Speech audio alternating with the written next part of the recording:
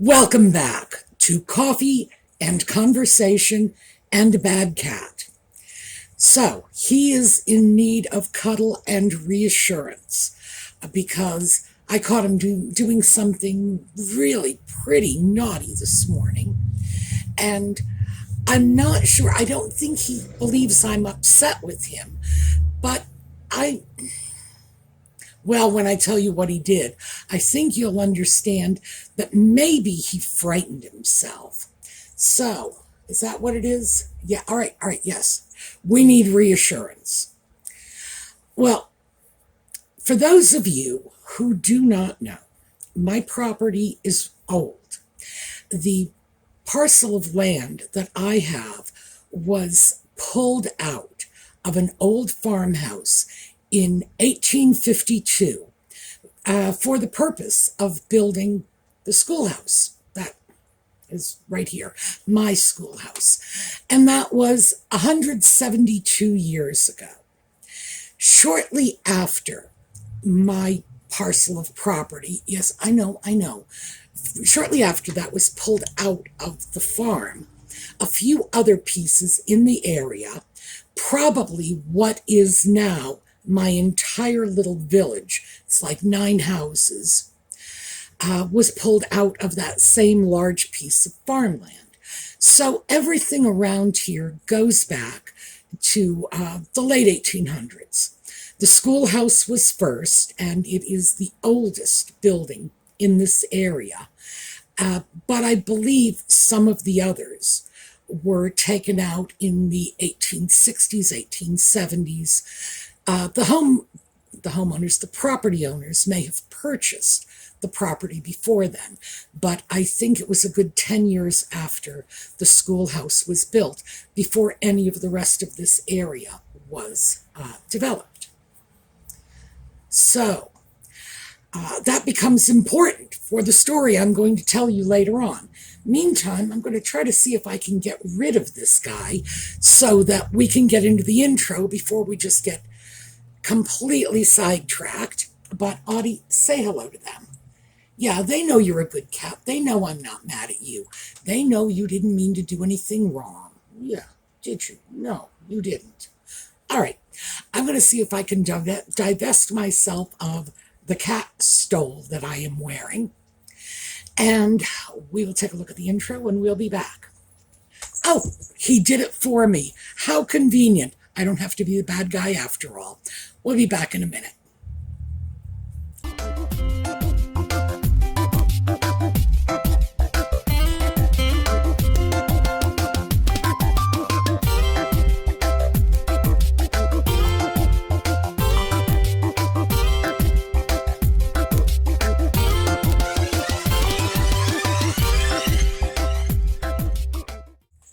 So, I'm going to start what I was going to do before the cat sort of hijacked the video, because as you know, it's all about Audie.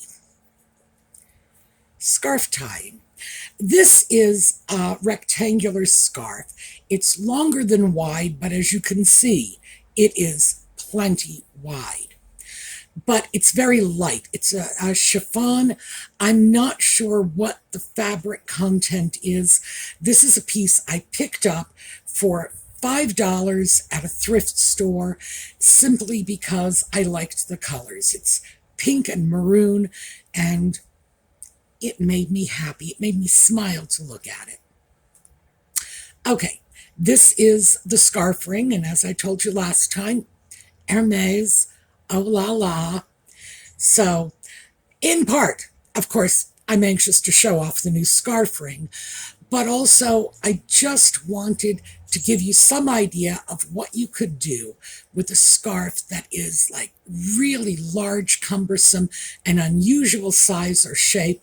This one is almost square, but it is a rectangle, and do it very simply, and of course using a scarf ring. And as I said, you don't have to have a scarf ring. You can use anything, right up to, the tab from a Coke can. So as long as you can stick your scarf ends into it. And that's what we're doing now. I am sticking scarf ends into this. All right.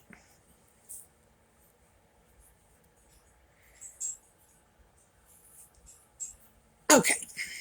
So I have this side of the scarf in the ring. I have this side of the scarf, which I am feeding in the opposite direction. So we're just going to pull that through. Now you can be a lot fancier about this. I am not getting like crazy fussy over this, mostly because I'm not even doing this in front of a mirror, so heaven only knows. And what I have right now is a scarf that is pinned up here. That's where it's joined. You can make it as fluffy or as loose as you like. Super simple, super easy. I can even do this with a cat at my feet, threatening to pounce again. All right, so let's talk about Audie the bad cat. Well, his adventure. As I mentioned, my piece of property was pulled out of the old farmstead a long time ago, 1852. Now, other properties were taken out in the area, including the homes of my two next door neighbors, because I'm on the corner, so I have a next door neighbor on one side and a next door neighbor. Well, it's not exactly the other side. It's around the corner on the other side. One of my neighbors has, I guess you could call it a garage. I would have to call it a shed. So let me show you this outbuilding. As you can see, there's a fence between the two properties, and the fence is right on the property line. So there's the fence, and the fence butts right into the garage, which opens out onto my property. I can only assume that this happened at some point in the very distant past, before all the land was fully subdivided. That shed and that property might have actually belonged to the other next door neighbor, to the original farmstead owner. Who knows? But there is no easement, there is no right of way, there is just a garage door opening onto my property. Now, who knows? Maybe in the past the schoolhouse didn't care if people pulled their tractors out through the schoolhouse property or whatever. But like I said, there was no easement, and the property next door obviously has their own access to the street. So, is there going to be an easement or a right of way granted? Absolutely not. I have nothing against my neighbors, but it's no longer the 19th century. We don't need to be doing that sort of thing. And here's the problem. That old outbuilding, and as I say, that could have been sitting there for, well, 200 years for all I know, is starting to deteriorate. So here are some pictures, and my bad cat has been making himself at home inside their shed. I knew he was getting into something in the area because of the way he would come home, covered in dust and cobwebs and heaven only knows what. So my first thought was, he knows how to sneak in to one of the basements here and one of my other next door neighbor. He knows how to get into their house. Nobody seems to mind. They've got cats and they just think Audie is so cute doing this. It's like, no, it's not cute. I have to run around apologizing for him, and it's like, Audie, you need to... I tell them, just send him home. Tell him he's a bad boy and send him home. But they won't, because they like him and they think he's adorable. So it's like, oh yeah, you snuck into my house. Well, he's going to sneak in again if what you do when he walks into your house is feed him sardines. It's like, he's never going to learn that way. Anyway, shed is where he's been going. But the problem, As you can see from the close-up picture of this old garage door that is crumbling, is that second row of panels from the top of this door is glass. And it's crumbling from below the glass, which means that anything, a little jolt or jostle, and that glass could come pouring out. My cat could get injured. And I realize if he's trespassing, they're probably going to think it's his fault. I get that, totally. I don't want my cat hurt, though.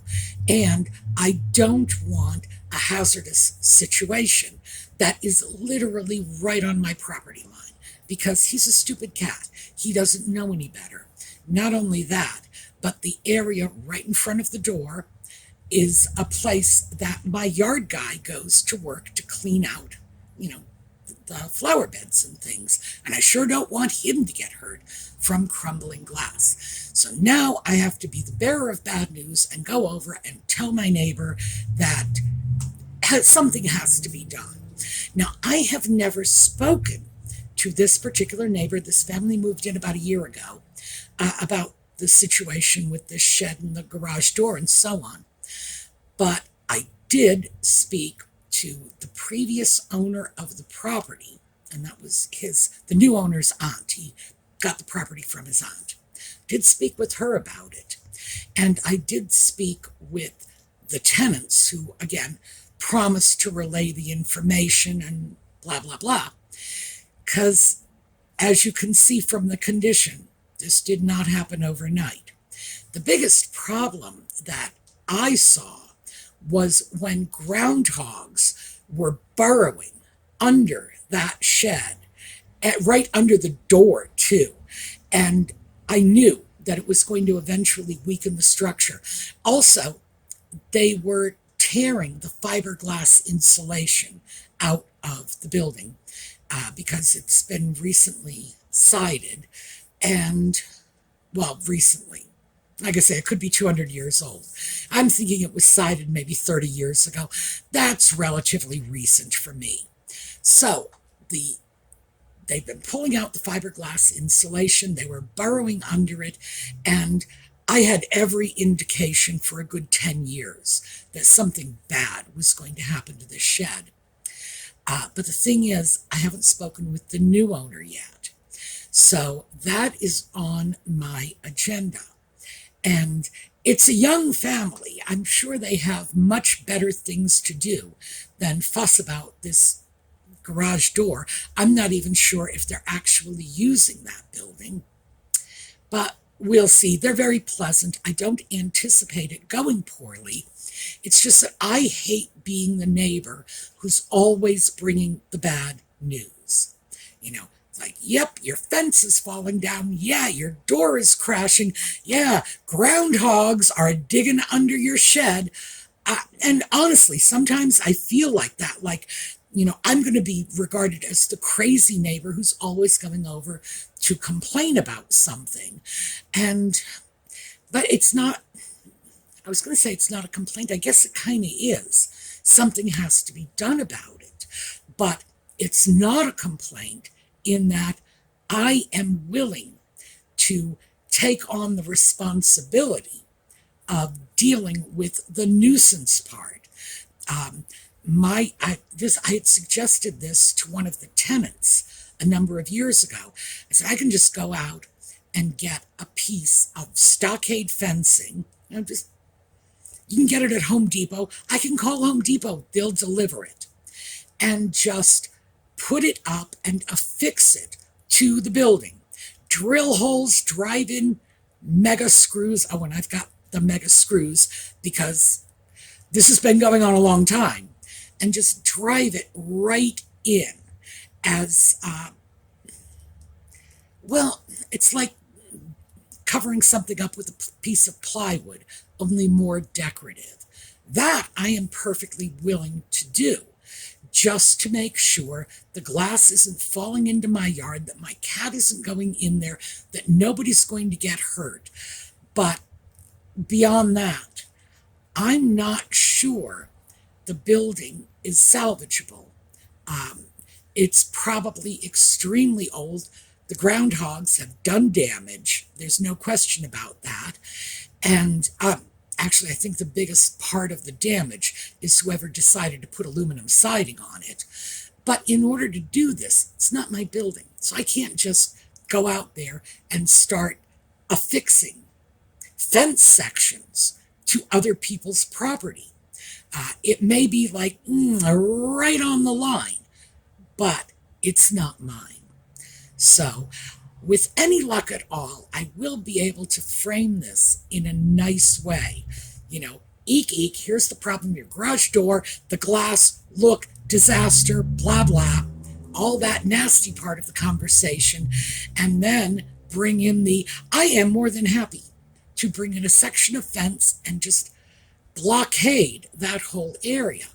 But here's the problem. I have no idea if that's what they want, if that's going to be okay with them. I don't know why they would want to maintain that garage door.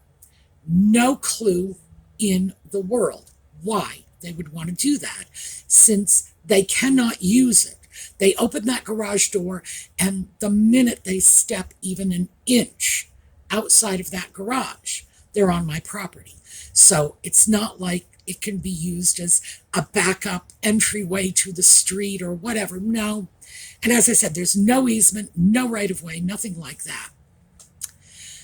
But the thing that sort of makes me wonder about this is there is a gate. Well, let me pull up the picture of the fence. That long fence, one of those sections is hinged, and it opens out onto my property as a gate. And that I also sort of assumed was a legacy of some former landowners. Who knows?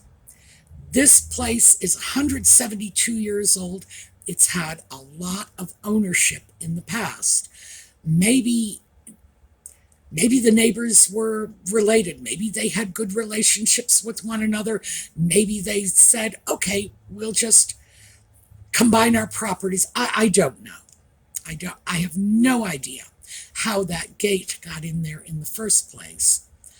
But when they had the fence rebuilt, they left the gate in instead of taking the gate out and just putting in a regular section of fencing. Nope. Had the gate put in, even fixed up the hinges, which is odd. Now, it's their fence. The fence is right on the property line, but it is theirs. They put it up. So I guess they can hinge every single section they want to. And ultimately, what do I care? It's not my business. But it does seem a little odd knowing that they can't even open that gate without my permission, because it opens onto my property.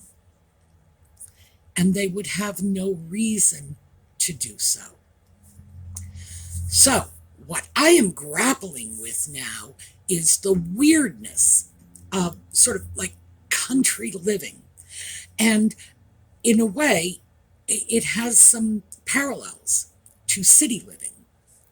See, I'm very much accustomed to some of these eccentricities in property, having lived in cities, especially New England cities, which do have houses that date back a couple hundred years. They also have townhouses that date back a couple hundred years with party walls. That's what we called it, party walls. It's a wall shared by the two homeowners. And things like little half alleyways. It's like your section will be this wide and your neighbor's section will be this wide. Shared doorways, shared roof lines.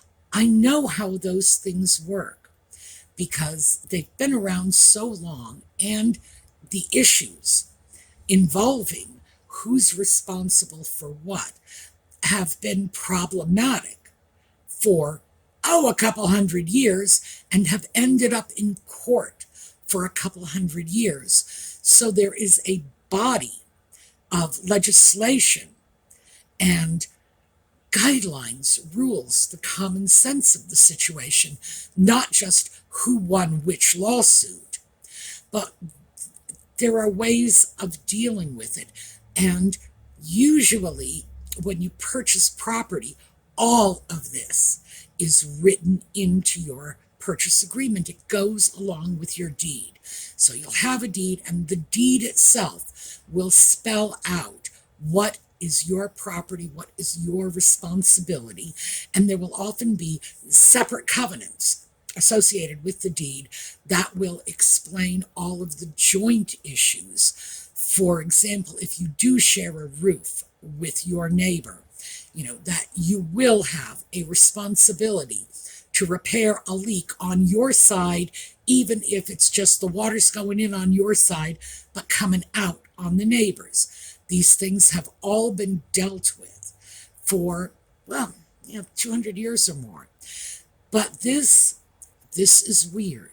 This is idiosyncratic. This is strange country stuff to me.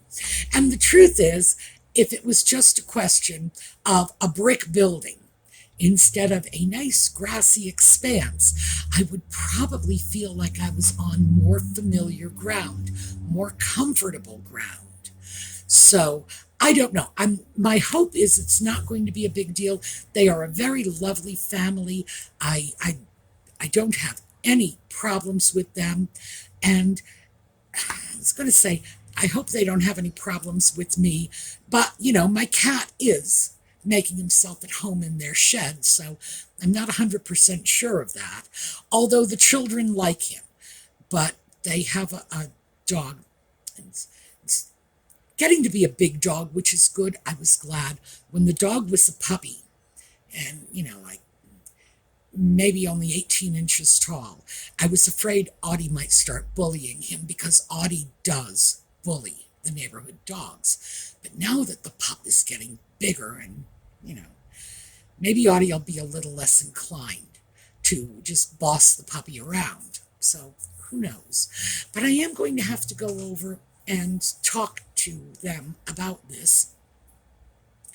And I am going to take advantage of the opportunity to discuss the fence, because that's another thing that it's right on the property line, and it is their responsibility because it is their fence, but it falls down when we have bad winter storms and the wind comes through. And it's been replaced panel by panel for years. I've been here 15 years, and I think about every 3 winters, one of those panels comes down. Oh, when it comes down, by the way, because I am south of them, they are to the north, and that wind comes down from the north, it comes down in my yard. I am absolutely going to talk to them about doing something in terms of replacing the fence, and naturally. And it's not like I'm going to go over there and say, you must replace your fence. But if they'd be willing to consider replacing their fence, not with a stockade privacy fence, because that's not appropriate for this wind. The wind will just take that down. If they would consider something that maybe a basket weave style fence where the wind can get through, or even if they want to stick with the stockade fence, pull out every 3rd or 4th picket to let the wind come through, because otherwise it's just going to get blown through. Because you see, what is beyond my next door neighbor is the Mennonite farm. So going up for a good 1/4 mile is nothing, especially in the winter when there are no crops. In the summer, there are cornfields, but in the winter, there's nothing. It's flat land, and the wind just comes down, gathers steam, and hits that fence with a vengeance. So the idea of putting up a stockade fence in the first place was none too bright. Now, they're going to need a fence. I know that. If I go over there and say, you should take your fence down. They have 2 little children and dogs. So the answer is going to be no. I understand that. The kids are young and need to be confined. If they were like 14 or 15, you could say to them, go play in the backyard and don't go out in the street in the traffic. But when they're 5 and 7, yeah, that argument really doesn't work very well with little kids. So they need the fence. And it's like, yeah, I get that. But if they would be interested in considering something a little less likely to end up in my yard every 3 years, I'd be very happy to share the costs with them. So we'll see where this all goes. I am hoping that it's going to go easily, pleasantly. I see no reason to believe it won't. And I don't want to put myself in that mindset of anticipating disaster, because what happens when you think, oh, the neighbors are going to be very upset about this and they're going to yell at me, and when you go into it with that mindset, as my grandmother always said, you find the things you look for. So if you look for trouble, yeah, you're going to find it. So I am anticipating this going well, but we do have to do something about it. My problem is I cannot imagine any universe in which a young family with 2 small children can't find something better to do with their time, their money, their energy than deal with that shed. That is going to be a low priority as far as everyone is concerned. But it's falling apart. It's going to create more and more problems, and it has to be dealt with. And that's where it gets like, I hate to be the one to go over and do it. But also, like I say, I have a temporary solution that will cost them nothing except to give me permission to take a piece of stockade fencing, one of those panels, slap it up against the front of that and screw it right into the building. That would have to be done because, of course, you can't just prop it up against the shed and hope it'll work. It would have to be secured.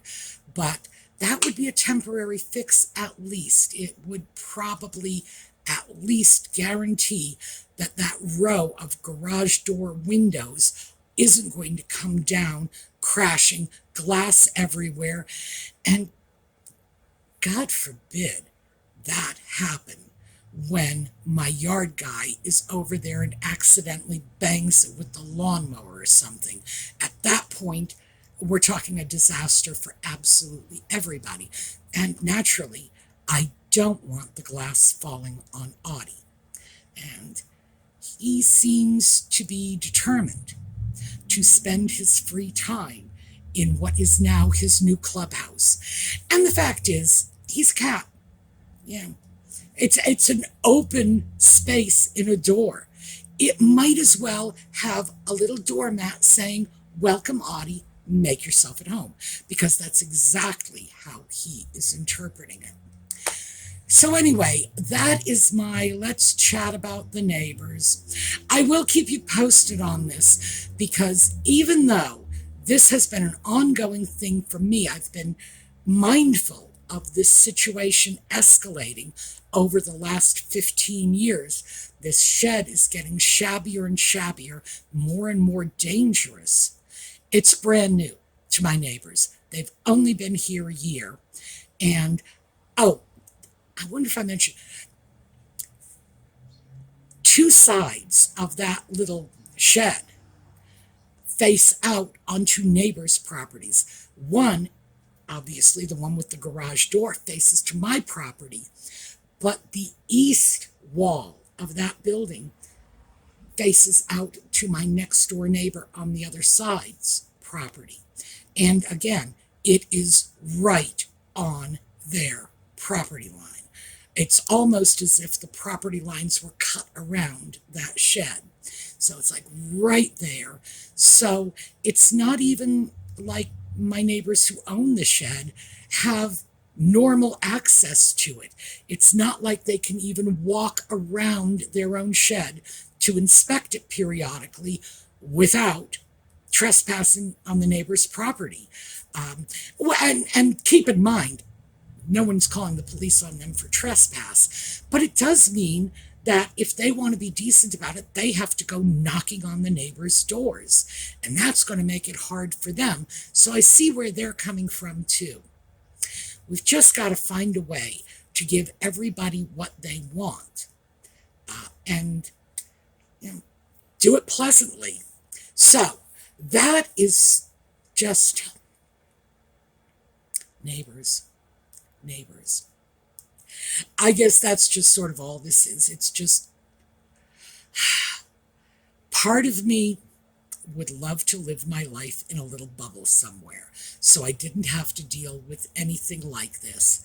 But to be fair, I am in a more rural area now, so I have considerably less neighbor drama than I ever had in places like Boston or Providence or DC or San Juan. I'm trying to think of the various big cities I've lived in. Considerably less neighbor drama here. So I'm starting to think maybe I'm losing confidence in my neighbor negotiation skills. This never used to be an issue for me. It was never the sort of thing that would even give me a moment's pause. I would just go over and knock on the door and deal with it. But I'm rusty. I've been living in the boonies for so long, I actually thought that was something that was behind me. I could pack it up, seal it away, and never have to tap into those skills again. So, fingers crossed it'll all come back to me. All right, I will keep you apprised of what is going on. We're going to take a look at a slideshow on the way out, and I will see you all next time. In the meanwhile, have a terrific day.